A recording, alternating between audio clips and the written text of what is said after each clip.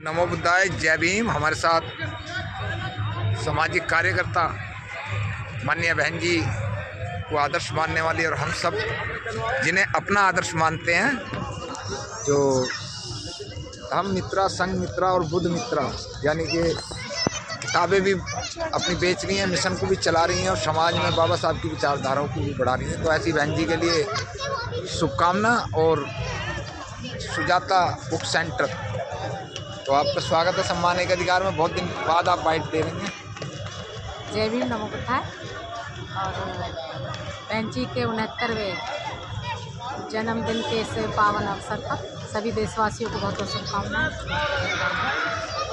तो आज बहन जी का जन्मदिन पूरे मतलब देश में मनाया जा रहा है, और देश के बाहर भी जो लोग महापुरुषों की विचारधारा से प्रेरित हैं, तो वहाँ भी वो बहन जी का जन्मदिन मना रहे हैं।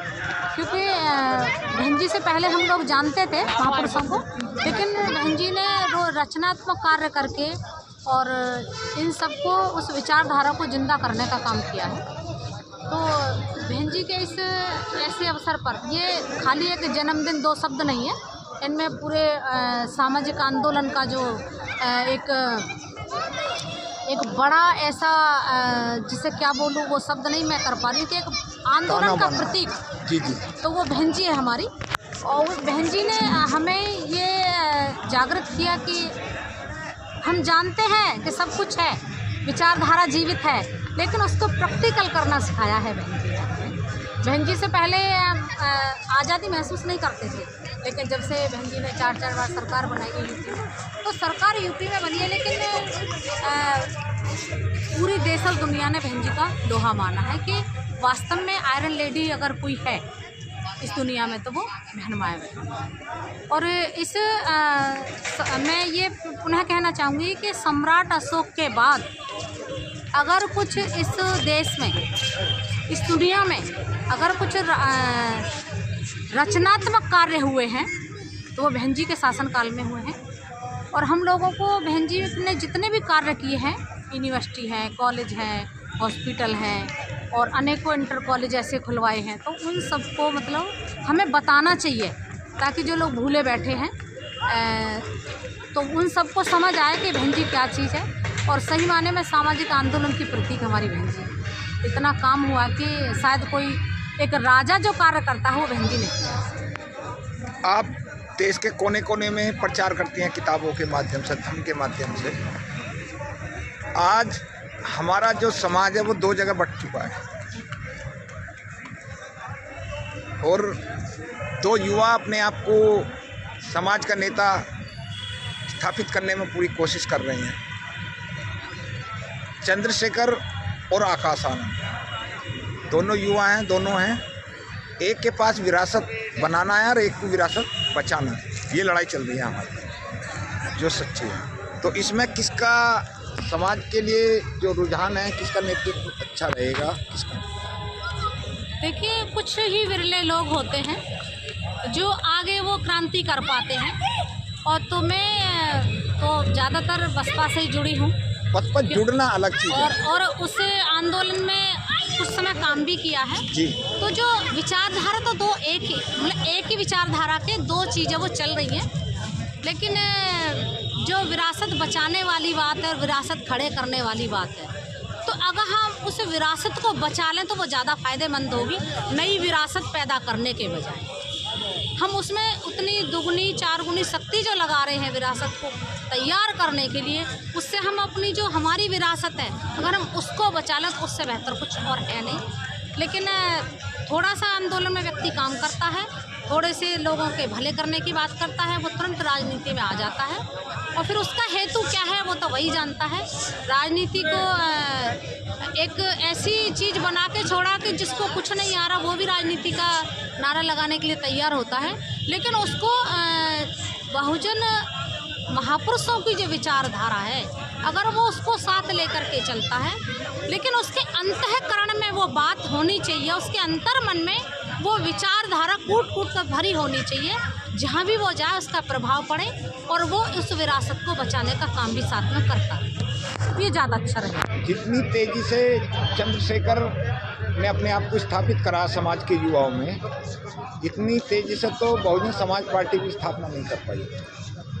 8 साल के अंदर वो MP भी बन गया और पूरे देश के अंदर उसने अपने आप को आज हर जगह कार्य भी कर रहा है देश के अंदर। आकाश आनंद केवल वहाँ जा पा रहा है जहाँ केवल पार्टी का कार्य है और केवल महफिल सजी हुई है। इसमें क्या अंतर महसूस करते? देखो, अगर चंद्रशेखर, मैं विरोधी नहीं हूँ, मैं तो सभी के यहाँ बुक्स लगाने जाती हूँ। मैं ये कहना चाहूँगी कि जो माहौल तैयार हुआ है वो बहुजन समाज पार्टी ने तैयार करके दिया है। अब जितने भी लोग आएंगे ना, तो जो विचारधारा जो दी है वो अम्बेडकरी मिशन, तो जो बहन जी लेकर के चली, उस विचारधारा को बहन जी लेकर के चली, तो वो पॉजिटिव जो वातावरण था वो निर्माण करके दिया है। अब जो भी जय भीम का झंडा लेकर के चलेगा उसके साथ पब्लिक हो लेगी, लेकिन उसे ये समझना होगा कि कौन मेरा है, कौन पराया है, और किसको, कौन सत्यता के साथ है और कौन विरोधियों के साथ है। ये उसमें हमें अंतर भेद करने की ज़रूरत है। अभी पीडीए चलाया था राहुल ने, अखिलेश यादव जी ने, और सफलता भी ले गए। वो 35 सीट अखिलेश यादव अपनी MP की निकाल के ले गया। और यही स्थिति जो है ये दोबारा अब दिल्ली के अंदर चुनाव होने जा रहा है। 5 फरवरी को चुनाव होगा, तो क्या स्थिति रहेगी? देखिए, RSS जैसा चाहता है, हम लोग RSS के बहकाए में कहीं ना कहीं वो पीडीए बनाओ चाहे कुछ भी बनाओ, हमारा अंदर खाने सपोर्ट उनको हो ही जाता है। अखिलेश यादव है, राहुल गांधी है, वो संविधान लेके घूमे, संविधान बचाओ।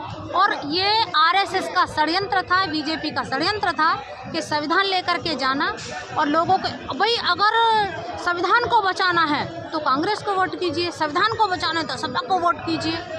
और वो उस षड्यंत्र में वो कामयाब हो गए और हम लोगों ने अपने घर को ठोकर मार करके दूसरे के घरों में किराएदार बनने के लिए तैयार है। वहाँ से धक्का मिल रहा है हमें, हम फिर भी वहाँ घुसने के लिए तैयार हैं। हम अपने घर को छोड़ करके जा रहे हैं दूसरे के, कि तुम्हारी छत गिरने वाली है, तुम्हारी छत गिर, यानी संविधान खतरे में है, संविधान बचा लेंगे।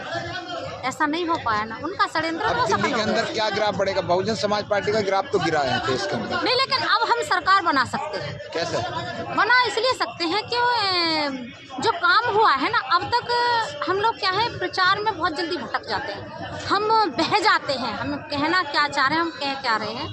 लेकिन जो विचारधारा की सारी लड़ाई है, देखिए अगर विचारधारा जिंदा है तो हम पुनः सत्ता में आएंगे, है नहीं। और झूठे लोग तो एक ना एक दिन जाने ही वाले हैं, जीत तो सत्य की होगी ना।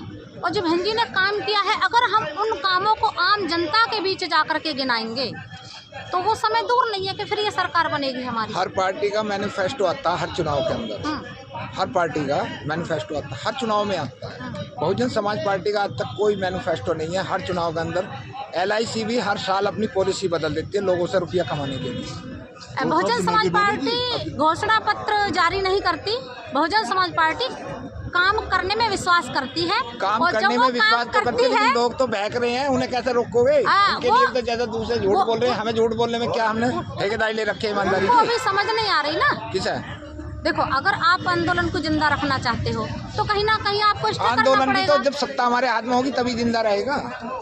सत्ता हाथ में है नहीं, आंदोलन को हम करे जा रहे हैं रोड पे। जब से आया मोदी हम ही हैं रोड पे, और कोई नहीं है। जब तक सामाजिक आंदोलन मजबूत नहीं होगा, और कैसे करेंगे तो सामाजिक आंदोलन मजबूत? बताओ, जितने आंदोलन हो रहे हैं हमारे अलावा लड़ कौन रहा रोड पे? लोग हो रहे हैं ना तैयार। आप जो बात सालों तक नहीं पहुंच पाती थी, अब मिनटों में वो बात मिनटों में पहुंच तो रही है। फिर आंदोलन और कैसा होगा? अरे युवाओं को राजनीति में नए को भागीदारी नहीं देंगे हम।